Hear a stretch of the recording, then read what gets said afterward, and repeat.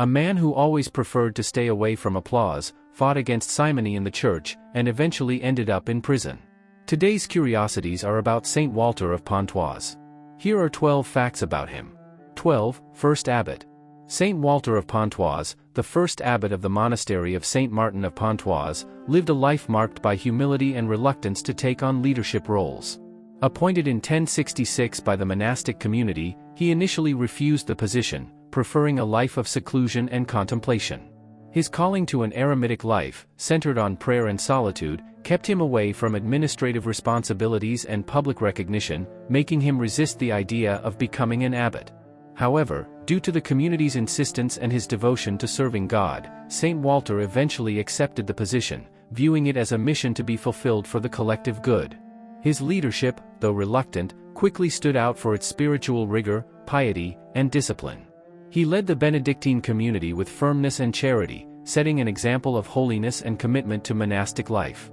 If you're not yet subscribed to the channel, subscribe now so you don't miss any curiosities about the saints. 11. Recurring resignation. Although dedicated to monastic life and the service of the Church, Saint Walter of Pontoise constantly wrestled with the tension between his desire for a secluded life and the responsibility of leading the monastery of Saint Martin of Pontoise as its abbot. Throughout his life, he attempted to resign from the position several times, revealing his discomfort with power and leadership. Saint Walter felt more called to a life of contemplation and solitude than to the administration and governance of a community. In one of his most notable resignation attempts, he traveled to Rome to personally request that Pope Saint Gregory VII accept his departure from the role of abbot. However, the Pope, recognizing Saint Walter's spiritual value and his importance to the monastic community, denied his request.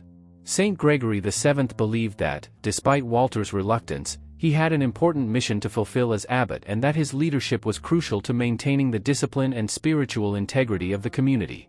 10. Connection with Cluny. During one of his attempts to resign as abbot of the monastery of Saint Martin of Pontoise, Saint Walter sought refuge at the prestigious monastery of Cluny, an important center for monastic reform and religious life in medieval Europe. The monastery of Cluny, founded in 910, was renowned for its strict monastic rigor and its influence on the reform of religious life at the time. Under the leadership of Saint Odilo, the monastery was known for its strict observance of the rule of Saint Benedict and its commitment to spirituality and monastic discipline. By seeking refuge at Cluny, Walter joined a community of about 900 monks who lived in an environment of deep devotion and monastic practice.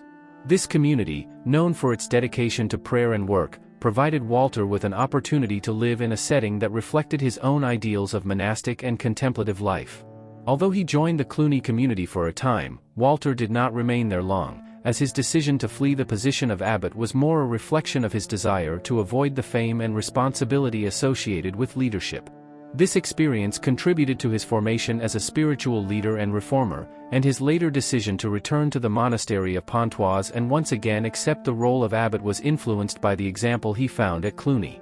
The period Saint Walter spent at Cluny exemplifies his deep quest for a life of purity and dedication, as well as the influence reforming monastic centers had on the monks of the time. The connection with Cluny and its leadership, represented by Saint Odilo, helped shape and reinforce Walter's commitment to monastic life and to defending integrity and justice within the Church. Although he returned to Pontoise and eventually accepted the position of abbot, Saint Walter's experience at Cluny is an important part of his legacy.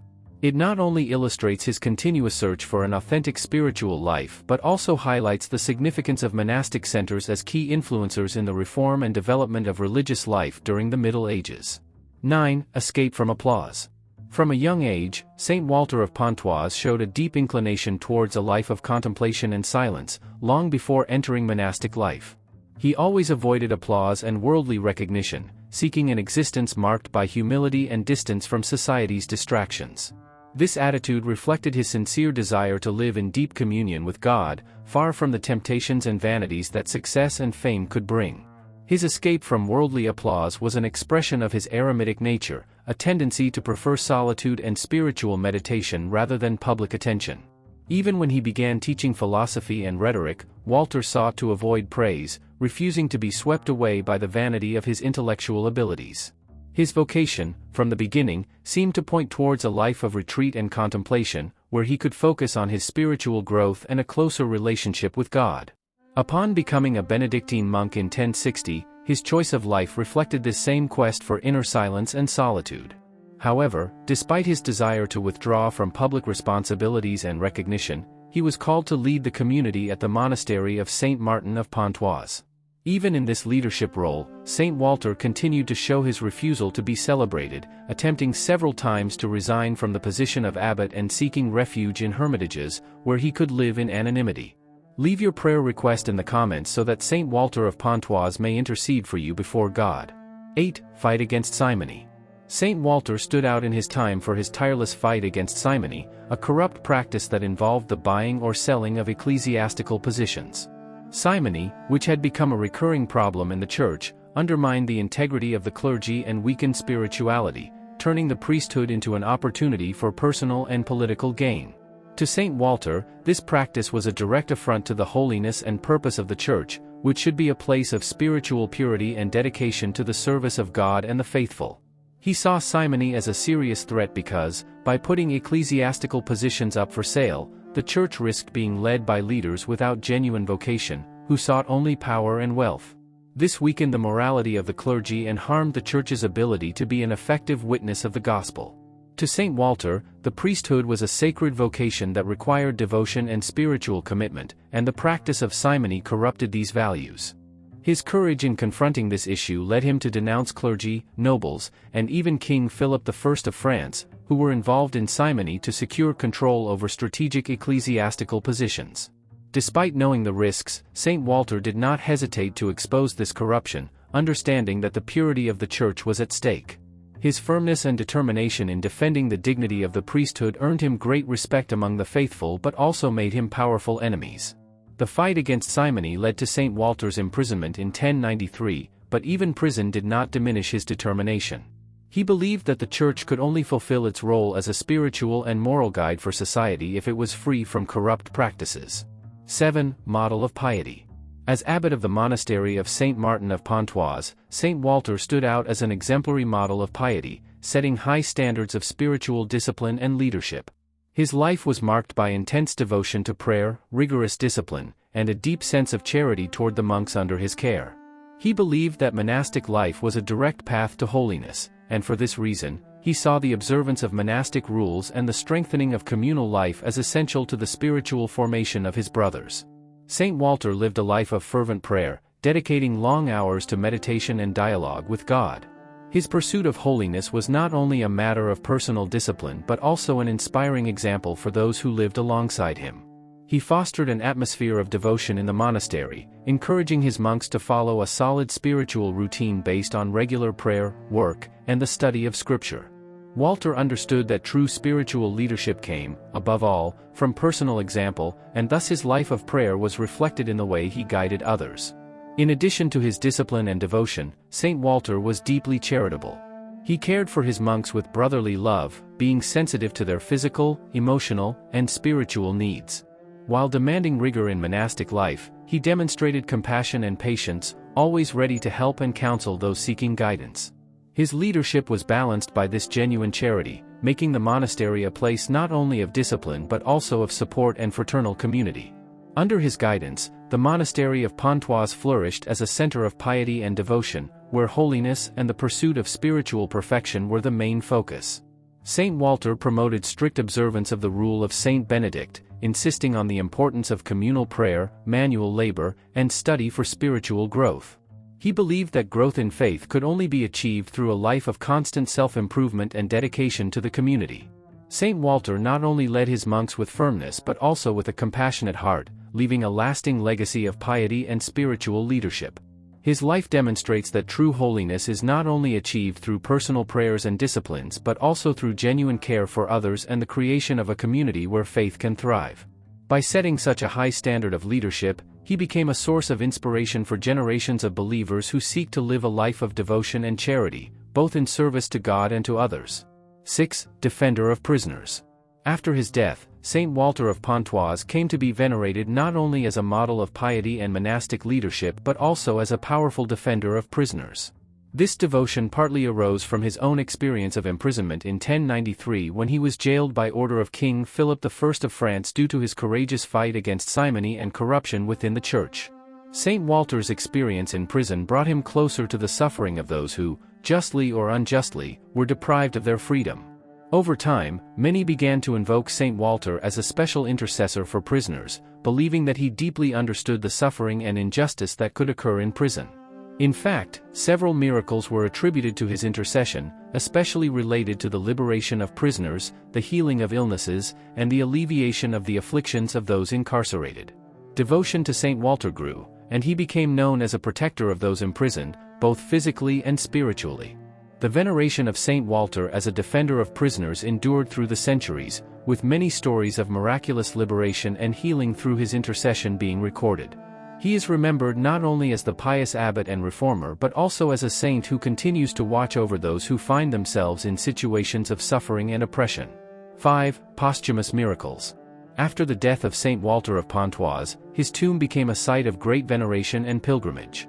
Located in the Abbey of Pontoise, where he served as abbot and lived a life of piety and devotion, the tomb quickly became a gathering place for the faithful seeking the saint's intercession. Many miracles were reported over the years, especially those related to extraordinary cures of fever, rheumatism, and blindness, ailments that deeply affected the quality of life in those times. The fame of the miracles attributed to Saint Walter spread quickly, attracting devotees from various regions of France and even other countries. Reports of healing included cases of high fevers that ceased immediately after prayers to the saint, people with severe rheumatism who regained mobility, and the blind who recovered their sight. These miracles not only reaffirmed the holiness of Saint Walter but also strengthened the faith of those who came to his tomb seeking divine assistance. In addition to physical healings, many also believed that Saint Walter could offer spiritual aid, healing troubled souls and providing inner peace to those who fervently prayed at his tomb. The site of his burial, surrounded by accounts of miracles, reflected the depth of his holiness and his continued closeness to God, even in eternity. 4. Foundation of a women's monastery. Saint Walter left a significant legacy not only through his work as abbot of the monastery of Saint Martin of Pontoise but also by contributing to the expansion of the monastic movement through the founding of a women's monastery in Berdecourt, near Amiens. This foundation was a notable project that further highlighted his commitment to monastic life and the promotion of holiness among women. The foundation of the women's monastery in Berdecourt was carried out with the support and collaboration of two pious women, Godelinda and Elvige. They played a crucial role in bringing this endeavor to fruition, demonstrating the importance of cooperation between male and female monastic leadership for the strengthening of spiritual and communal life. Godelinda and Elvige were known for their devotion and commitment to the Christian life, and their partnership with Saint Walter was essential in creating a space where women could fully dedicate themselves to religious life. The monastery at Berdecourt was established with the purpose of providing an environment where women could live according to monastic rules and pursue holiness.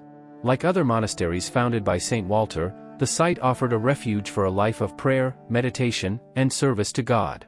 The foundation of this women's monastery not only expanded the reach of the monastic movement but also provided women with an opportunity to devote themselves to religious life in a structured and organized manner, following the rule of Saint Benedict, which guided monastic life.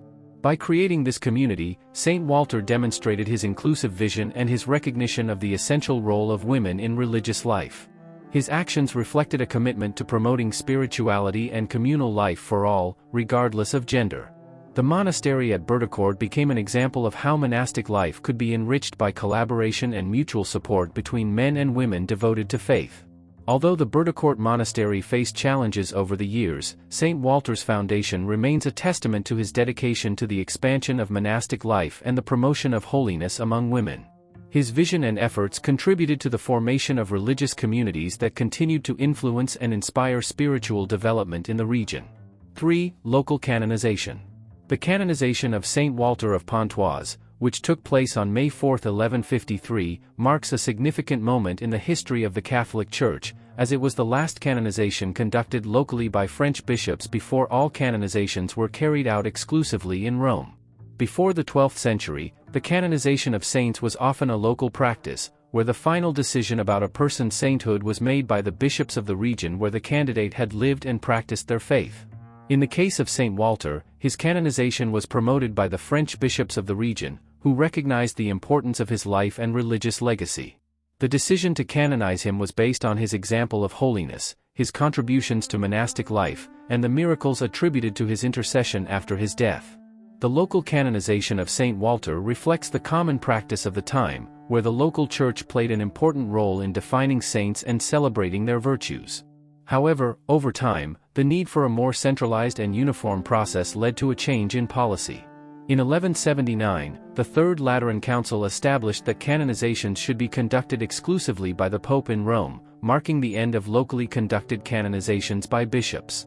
This move to centralize the canonization process in Rome was motivated by the need for more uniform oversight and concerns about potential abuses and inconsistent practices in different regions.